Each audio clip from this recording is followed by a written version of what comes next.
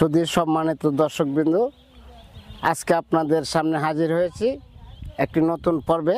আপনাদেরকে এখন যে বিষয়টা দেখাবো, এই এক গ্রেডের বাচ্চা দিয়ে কিভাবে ব্রিডিং করবেন, কিভাবে ব্রিডিংটা করলে হাঁসের বাচ্চার গুণগত মান ভালো থাকবে, বাচ্চার ওয়েট ওজন ভালো থাকবে, কিভাবে বাচ্চাটা ব্রিডিং করলে হাঁসের রোগ জীবাণু থেকে মুক্ত থাকতে পারবেন, সেই বিষয়ে আপনাদের সামনে আমি কথা বলবো।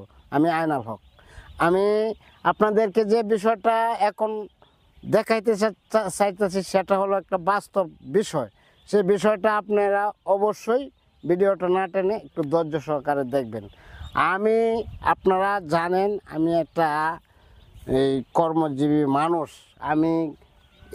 আপনারা জানেন এই যে বাচ্চাটা আজকে যে বয়স, এই বাচ্চাটার বয়স হয়েছে আজকে 9 দিন বয়সের বাচ্চা। 9 দিন বয়সের বাচ্চাগুলা আপনার কিভাবে বাচ্চাগুলা আপনার এই যে গোসল পাতাছে এবং কিভাবে এই গোসল পায়রা রোদ্রের মধ্যে শুকাইতেছে, সেই বিষয়টা বাস্তবে আপনারা দেখতে পাচ্ছেন। বিষয়টা হলো এই যে সিস্টেমটা দেখেন।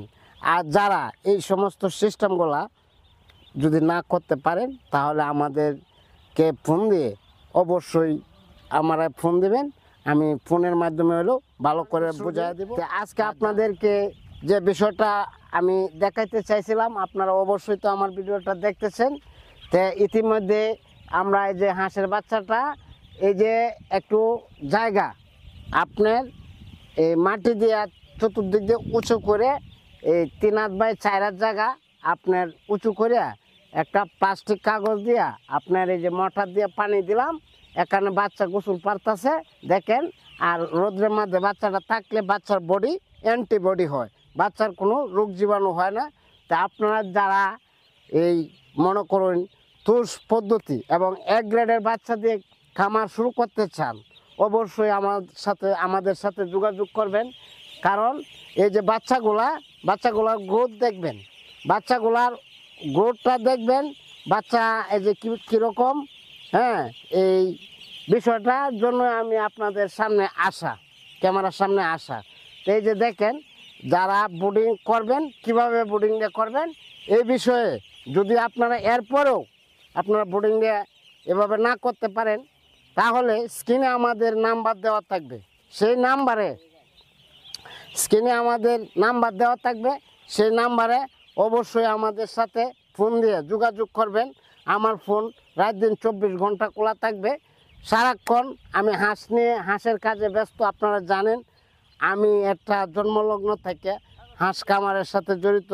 আমি একটা কর্মজীবী মানুষের কর্মস্থান কিভাবে তৈরি করা যায়, কিভাবে মানুষের বেকারত্ব দূর করা যায়, সেই বিষয়ে আপনার ভিডিওর সামনে আসা।